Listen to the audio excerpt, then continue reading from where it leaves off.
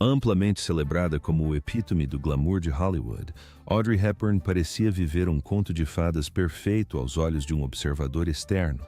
Uma vida marcada por 2 casamentos de grande repercussão e uma série de decepções amorosas. No entanto, em seus últimos anos, a icônica atriz fez uma revelação que pegou quase todos de surpresa. Ela identificou de forma discreta e deliberada o único homem que jamais conseguiria realmente deixar para trás.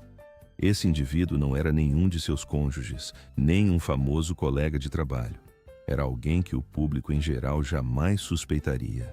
Revelar sua identidade, juntamente com os motivos por trás de seu apego persistente, muda completamente a perspectiva de toda a sua biografia. A união que gradualmente destruiu seu espírito. O público imortaliza Audrey Hepburn em seu icônico vestido preto e pérolas, irradiando uma elegância natural. No entanto, o que frequentemente se esquece é seu casamento de 14 anos com um parceiro que constantemente diminuía sua autoestima, Mel Ferrer. Inicialmente, eles pareciam um casal perfeito. Ambos eram extremamente cultos, falavam vários idiomas e possuíam uma profunda paixão pelas artes. Seus caminhos se cruzaram por meio de Gregory Peck no início da década de 1950, e ao compartilharem o palco em Undine, a química palpável entre eles fora das telas tornou-se impossível de ignorar. Em setembro de 1954, o casal trocou votos em uma cerimônia íntima na Suíça. Inicialmente, a dinâmica entre eles funcionou bem. Ferrer gerenciava com entusiasmo a trajetória profissional dela e Hepburn, ainda trilhando seu caminho em Hollywood, aceitava de bom grado a mentoria dele. Contudo, a linha que separa uma orientação útil de uma dominação opressiva é extremamente tênue, e com o passar dos anos, essa linha desapareceu por completo. Pessoas próximas começaram a observar uma transformação preocupante. Ferrer ditava tudo, desde os papéis que ela aceitava no cinema, e sua imagem pública até as companhias que frequentava. Uma dinâmica que começou como uma parceria artística gradualmente se transformou em um ambiente sufocante. Apesar de ser uma das figuras mais reconhecidas mundialmente, Hepburn rotineiramente se submetia às suas exigências a portas fechadas. Além de sua carreira, havia a questão profunda da maternidade. Acima de todas as outras ambições, Hepburn nutria um desejo intenso, quase doloroso de ter filhos. Não se tratava de um desejo passageiro, era um chamado urgente que dominava seu coração. Tragicamente, sua primeira gravidez, em 1955, terminou em um aborto espontâneo devastador. 4 anos depois, enquanto trabalhava em Os Imperdoáveis, ela engravidou novamente. Desastrosamente, ela caiu de um cavalo durante uma exigente cena de equitação, resultando em uma fratura na coluna. Após semanas de hospitalização, ela sofreu mais um aborto espontâneo doloroso. A imensa tristeza dessas perdas consecutivas, agravada por um casamento sufocante, afetou gravemente seu bem-estar. Um vislumbre de esperança surgiu em 1960, quando ela deu à luz seu primeiro filho, Sean. Na esperança de encontrar equilíbrio, ela fez uma pausa de 1 ano inteiro na carreira cinematográfica, uma atitude sem precedentes para uma estrela de seu calibre, para se dedicar completamente à maternidade. Infelizmente, a base de seu casamento continuou a ruir. Rumores antigos sobre a raiva explosiva de Ferrer, o ciúme profundo e as infidelidades mútuas tornaram-se impossíveis de ignorar. Após 14 anos juntos, o casamento chegou ao fim. Hepburn emergiu emocionalmente exausta, mas liberta pela primeira vez em mais de uma década. Mal sabia ela que seu romance seguinte lhe infligiria um tipo de agonia completamente diferente. O parceiro que ela priorizou em detrimento do estrelato. No final da década de 1960, Hepburn reinava absoluta na indústria do entretenimento. Tendo estrelado obras-primas como Bonequinha de Luxo, Charada e My Fair Lady, ela transcendeu o status de mera atriz para se tornar um pilar cultural. Então, abruptamente abandonou a carreira de atriz. A decisão deixou Hollywood perplexa. Os executivos estavam dispostos a lhe conceder qualquer concessão, os cineastas a disputavam e o público a idolatrava. No entanto, sua justificativa era simples. Ela desejava proporcionar ao filho, Sean, a infância estável que lhe fora negada. Aos seus olhos, o status de celebridade estava lhe causando um sofrimento que ela não toleraria. Foi durante essa fase de transição, em um cruzeiro ensolarado pelo Mediterrâneo, que ela conheceu Andrea Dotti. Dotti, um psiquiatra italiano, exalava um charme caloroso e natural, além de uma elegância social que contrastava refrescantemente com a rigidez de seu primeiro marido. O ambiente onde o romance floresceu era idílico, marcado por antigas linhas costeiras, vastas vistas para o oceano e intermináveis noites tranquilas. Em 6 meses, casaram-se e Hepburn mudou-se para Roma. Ela abraçou de todo o coração a visão de uma existência reclusa como esposa, mãe e cidadã dedicada. Por um breve período, sua nova realidade refletiu suas aspirações mais profundas. Contudo, Dotti escondia um lado sombrio que havia meticulosamente ocultado durante a escapada romântica. Suas infidelidades começaram quase imediatamente e persistiram implacavelmente. Além disso, estavam longe de ser discretas. Histórias sensacionalistas sobre seus casos extraconjugais rapidamente dominaram os tabloides italianos.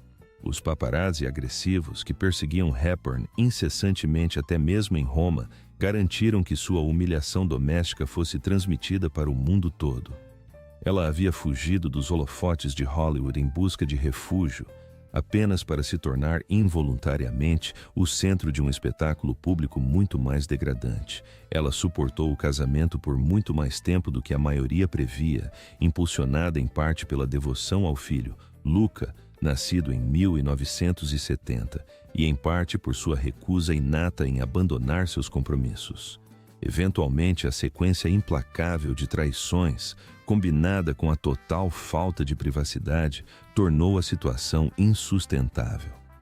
Quando finalmente se separaram, Hepburn manteve seu característico silêncio digno, recusando-se a expor publicamente suas queixas.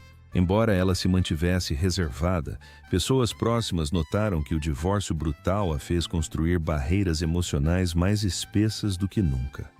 2 casamentos resultaram em 2 formas distintas de sofrimento.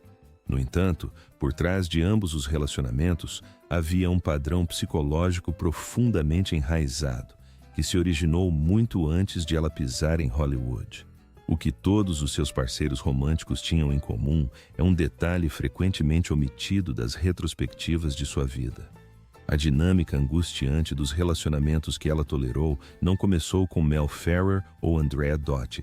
Suas raízes remontam à sua infância. Nascida em Bruxelas em 1929, Hepburn teve uma juventude extremamente instável. Sua família se mudava constantemente entre Londres, Arnhem e várias outras cidades para acompanhar a carreira de seu pai, Joseph Ruston. Com uma idade notavelmente jovem, ela já falava fluentemente 6 idiomas. Embora sua criação projetasse a ilusão de privilégio cosmopolita, uma realidade muito mais sombria se desenrolava a portas fechadas. Ao longo da década de 1930, seus pais foram defensores ativos e declarados do regime nazista. Eles viajaram para a Alemanha, participaram de comícios fascistas e abraçaram abertamente a ideologia. Então, em 1935, a tragédia aconteceu. Seu pai ficou tão consumido por suas crenças políticas radicais que abandonou completamente a esposa e a filha de 6 anos, mudando-se para Londres. Décadas depois, ela identificaria esse abandono repentino como a ferida emocional central e incurável de sua existência. Enviada para um internato em Kent, a jovem Audrey viu seus colegas voltarem para suas famílias para as férias enquanto esperava em vão. Apesar de ter direito a visitas, seu pai simplesmente nunca se deu ao trabalho de aparecer. Com a eclosão da Segunda Guerra Mundial, ela foi transferida para a Holanda sob a suposição de que seria mais seguro. Essa suposição provou-se terrivelmente errada. As tropas alemãs invadiram em 1940, mergulhando a menina de 10 anos em um pesadelo de vida sob ocupação, escondendo-se em porões subterrâneos enquanto os tiros ecoavam nas ruas acima. Para disfarçar sua ascendência britânica, ela adotou o pseudônimo holandês Edda van Heemstra.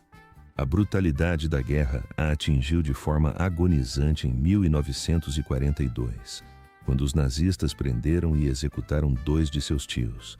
Após essa perda horrível, ela abandonou suas tentativas de permanecer despercebida e juntou-se à resistência holandesa.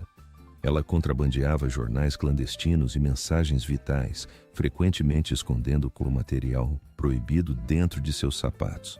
Além disso, ela utilizou sua maior paixão, o balé, para a causa. Tendo sonhado anteriormente com uma carreira profissional na dança, ela se apresentou em recitais clandestinos para arrecadar fundos, onde o público era proibido de aplaudir para que nenhum som denunciasse sua localização. No inverno rigoroso de 1944, uma fome devastadora assolou a Holanda, com os bloqueios alemães cortando todas as linhas de abastecimento de alimentos. Para sobreviver, a família de Hepburn recorreu ao consumo de bulbos de tulipa. Sua saúde deteriorou-se drasticamente enquanto lutava contra a desnutrição severa, anemia e problemas respiratórios. A adolescente que mais tarde seria celebrada como uma das mulheres mais fotografadas do século XX estava naquele momento morrendo de fome. Quando a libertação aliada finalmente chegou, um compassivo funcionário da Unicef lhe entregou uma simples barra de chocolate, um gesto que ela jamais esqueceria. Especialistas em psicologia que analisaram minuciosamente sua biografia apontam consistentemente o abandono paterno como a lente crucial para a compreensão de sua vida adulta. Ela naturalmente se sentia atraída por homens mais velhos e imponentes que exalavam controle. Ferrer personificava perfeitamente esse arquétipo, e Dottie, à sua maneira peculiar, também. Ela não era ingênua, pelo contrário, buscava inconscientemente a estabilidade paterna que lhe fora arrancada na infância. Essa busca psicológica se complicou ainda mais quando ela finalmente encontrou o pai. Recorrendo à Cruz Vermelha na década de 1960, ela localizou Joseph Ruston. Ele residia discretamente em Dublin desde 1939, o mesmo ano em que a deixara em um aeroporto e a mandara embora. Ela se aproximou do reencontro nutrindo esperanças desesperadas de encontrar algum vestígio de afeto, reconhecimento ou reconciliação emocional. Em vez disso, encontrou um homem que quase nada lhe ofereceu em troca. Seu comportamento era distante e indiferente. A bela reconciliação que ela imaginara por décadas simplesmente nunca aconteceu. Surpreendentemente, ela o perdoou mesmo assim. Indo além, ela lhe ofereceu apoio financeiro integral pelo resto da vida. Esse detalhe profundo revela mais sobre Audrey Hepburn do que qualquer obra-prima cinematográfica que ela tenha feito. O relacionamento que ninguém levou a sério o suficiente. Antes de seus 2 casamentos e antes da profunda desilusão amorosa que marcou seus 30 e 40 anos, houve William Holden. A conexão entre eles surgiu no set de Sabrina, em 1954. O clima na produção já era tenso antes mesmo do início das filmagens. Humphrey Bogart havia defendido veementemente que sua esposa, Lauren Bacall, conseguisse o papel.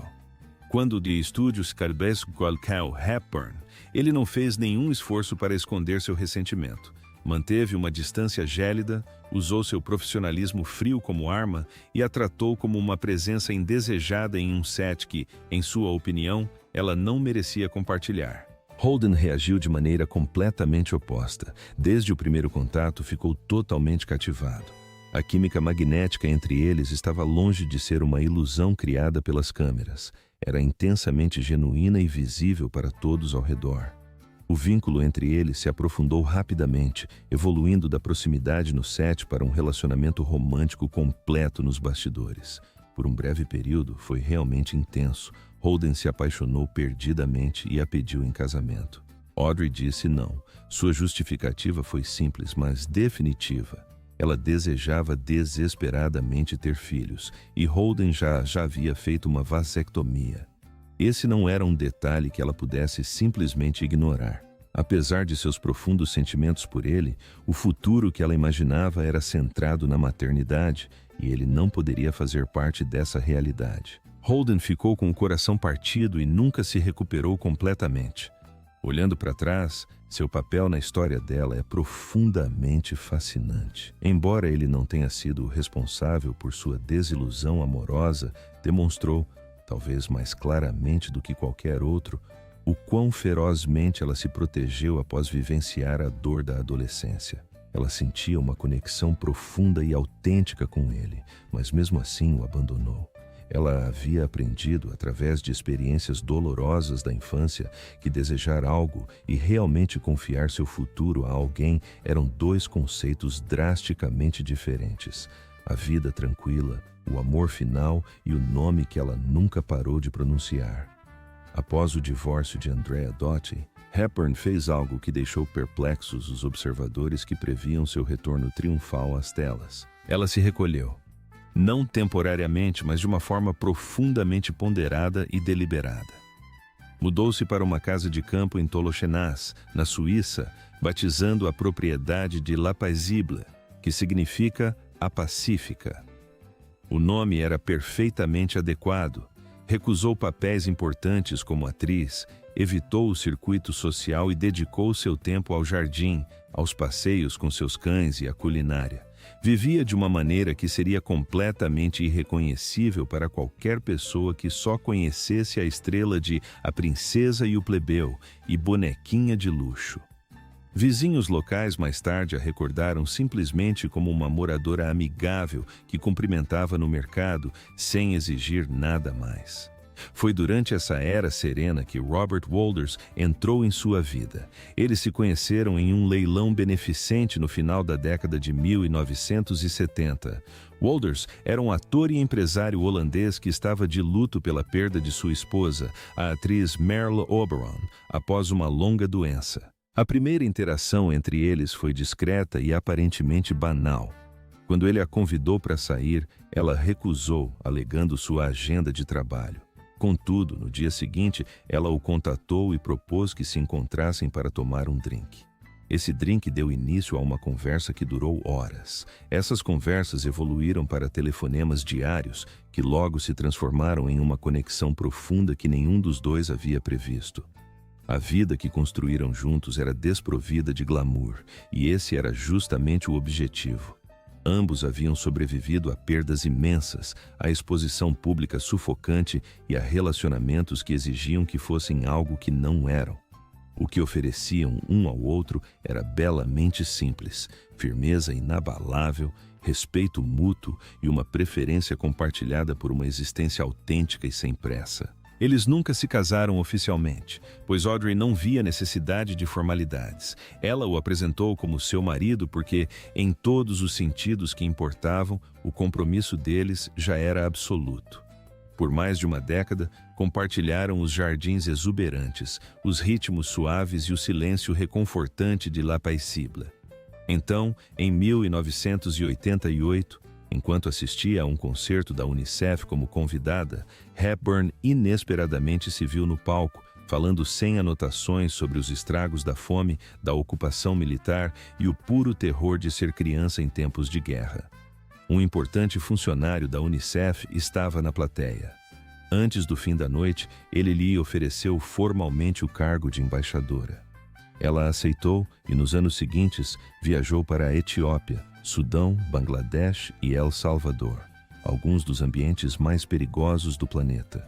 Ela convivia com jovens carentes em condições que, de forma assustadora, refletiam sua própria experiência de sobrevivência na Holanda 50 anos antes. Colegas que a acompanhavam nessas missões sempre observavam que ela nunca encarava o trabalho como uma mera obrigação. Em vez disso, tratava-o como uma dívida pessoal inacabada com a versão mais jovem de si mesma, que certa vez recebera uma barra de chocolate após a libertação. Wolders viajou ao seu lado em muitas dessas jornadas árduas. Ele estava presente não para gerenciar a agenda de uma celebridade, mas como um parceiro fiel que se recusava a deixá-la enfrentar os momentos mais difíceis sozinha. Tragicamente, em 1992, pouco depois de retornar de uma viagem humanitária à Somália, ela começou a sentir dores abdominais excruciantes. Exames médicos em Los Angeles revelaram pseudomixoma peritoneal, um câncer excepcionalmente raro e agressivo que se origina no apêndice. Os cirurgiões operaram rapidamente, mas a doença já havia se espalhado demais. O diagnóstico era terminal. Fiel à sua natureza, ela absorveu a notícia devastadora sem demonstrar qualquer sinal de colapso. Seu círculo íntimo considerou sua absoluta compostura durante aqueles últimos meses quase perturbadora, tamanha a sua compostura. Seu principal arrependimento expresso não era a morte iminente, mas o trabalho humanitário que deixaria inacabado. Ela tinha um último pedido: voltar para casa. Como estava muito frágil para viagens comerciais, seu amigo de longa data e icônico estilista Hubert de Givenchy, que a vestiu em seus momentos mais famosos, providenciou um jato particular para tornar a viagem possível. Ela conseguiu voltar para La Paisible, passando seu último Natal cercada pelas pessoas que mais importavam. Num gesto comovente que encapsulava perfeitamente seu espírito atencioso, ela comprou presentes de despedida específicos, casacos de inverno quentes para os 3 homens que lhe eram mais próximos, Volders, seu filho Sean e Givenchy. Em 20 de janeiro de 1993, ela faleceu em paz em casa. Seu funeral aconteceu numa igreja modesta em Toloquenaz, mantendo a atmosfera íntima que ela sempre preferiu.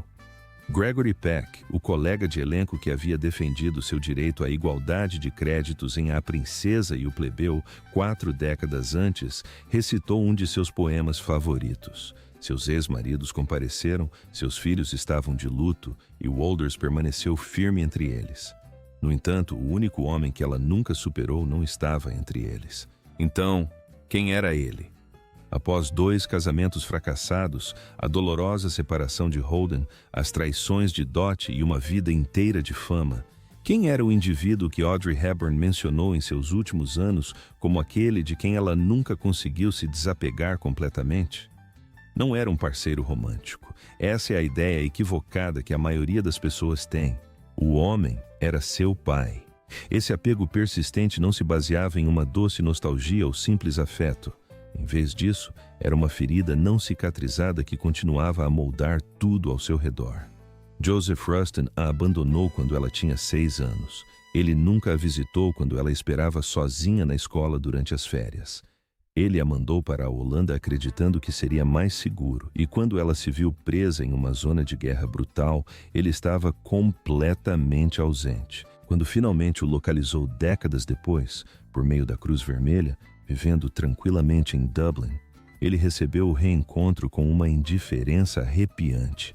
Ela havia construído uma enorme mitologia emocional em torno de um homem que quase nada tinha a lhe oferecer quando finalmente se encontraram, mas mesmo assim o perdoou. Continuou a enviar-lhe dinheiro. Continuou a guardar sua memória. Em entrevistas gravadas perto do fim da vida, Hepburn o mencionava com uma frequência que impressionava até mesmo seus amigos mais próximos. Ela não falava com amargura, pois era incapaz de nutrir malícia constante, mas com uma curiosidade persistente e não resolvida. Constantemente se perguntava o que ele estaria pensando, se alguma vez sentira o vazio agonizante da separação como ela, ou se nutria algum afeto oculto que simplesmente não conseguia expressar.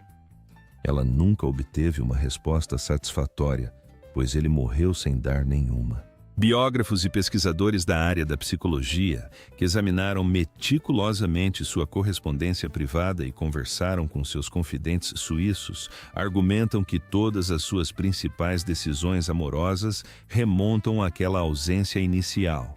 Sua atração por figuras mais velhas e autoritárias e sua disposição para suportar relacionamentos tóxicos muito além do ponto de ruptura, tudo isso teve origem nesse trauma original. Até mesmo sua dedicação incansável à UNICEF, especificamente no auxílio a crianças em situação de crise que perderam suas estruturas fundamentais, carregava um significado profundamente pessoal. Em uma de suas entrevistas mais citadas no final da vida, ela afirmou que o maior legado que alguém poderia deixar para seus filhos era o sentimento de ser amado. Embora pareça um sentimento simples, considerando as provações terríveis que ela enfrentou e o vazio emocional que buscou preencher ao longo da vida, essa afirmação tinha um peso imenso. Era exatamente o que ela mais precisava e menos recebia. Consequentemente, dedicou o resto da vida, por meio de seus esforços artísticos, da maternidade e de suas exaustivas missões humanitárias, a proporcionar esse mesmo sentimento aos outros. Robert Walters, o parceiro que a compreendeu melhor do que ninguém durante sua última década, refletiu mais tarde que sua qualidade mais surpreendente não era sua beleza estonteante nem seu talento. Era sua capacidade ilimitada de perdoar. Não se tratava de um perdão fácil, era a força agonizante necessária para continuar amando alguém que quase não lhe dava motivos para isso. Ela nunca deixou de amar o pai e nunca deixou de lamentar sua morte. Dentro desse paradoxo trágico, um longo e não resolvido luto pelo primeiro homem que deveria ter ficado, reside talvez o reflexo mais verdadeiro de quem Audrey Hepburn realmente era. Convidamos você a compartilhar suas perspectivas na seção de comentários abaixo. O que você achou dessas revelações profundas? Se você achou esta exploração interessante, não se esqueça de curtir este vídeo e se inscrever em nosso canal. Para mais histórias históricas fascinantes como esta, basta clicar no próximo vídeo que aparecer na sua tela. Você nunca sabe quais verdades incríveis descobrirá a seguir.